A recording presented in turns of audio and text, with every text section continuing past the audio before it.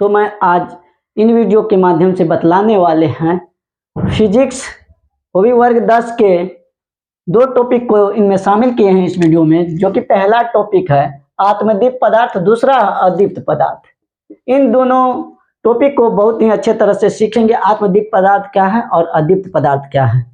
तो देखिए, ये कहता है, इनका पहले डिफिनेशन को जानिए। कहता है वे पदार्थ जो स्वयं प्रकाश उत्सर्जित करता है वो क्या कहलाते हैं? आत्मदीप्त पदार्थ। स्वयं का प्रकाश किसके पास होता है? सूर्य के पास होता है। मतलब वो सूर्य क्या है, अपने आप से ही प्रकाश क्या करता है, देता है, और उसके प्रकाश से हम लोग क्या करते हैं, दिखाई पड़ने लगते हैं। जैसे कि रात में सूर्य क्या होता है, डूबने के बाद कुछ भी वस्तु नहीं दिखाई देते हैं तो हम लोग क्या करते हैं, बल्ब जलाते हैं। बल्ब भी क्या है, स्वयं का प्रकाश देता है, और उनके कारण हम लोग किसी वस्तु को देख सकते हैं। तो वो हो गया आत्मदीप्त पदार्थ। जैसे कि दीपक जला लिए, हम लोग बत्ती जला लिए, वो सब क्या होता है, आत्मदीप्त पदार्थ होता है। मतलब उनके पास खुद का प्रकाश होता है, खुद के प्रकाश से दूसरों को प्रकाशित करता है।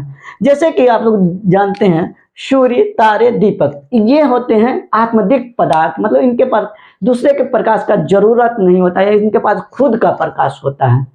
तो ये होते हैं आत्मदीप्त पदार्थ। दूसरा होता है अदीप्त पदार्थ।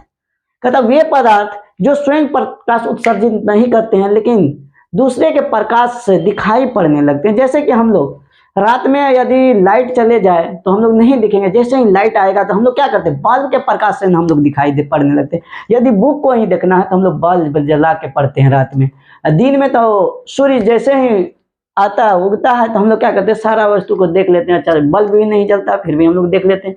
तो ये वैसे पदार्थ होते हैं जो दूसरे के प्रकाश से दिखाई दे, चमके।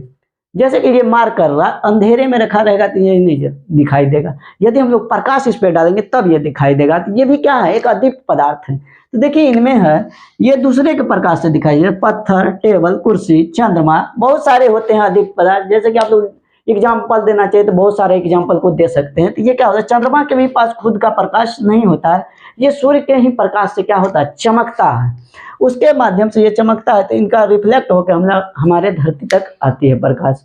तो इन टॉपिक को आप लोग बहुत ही अच्छे तरह से समझ पाए होंगे। तो अगले क्लास में हम लोग बतलाएंगे इनसे अगले टॉपिक को। तो इन्हीं के साथ जय हिंद।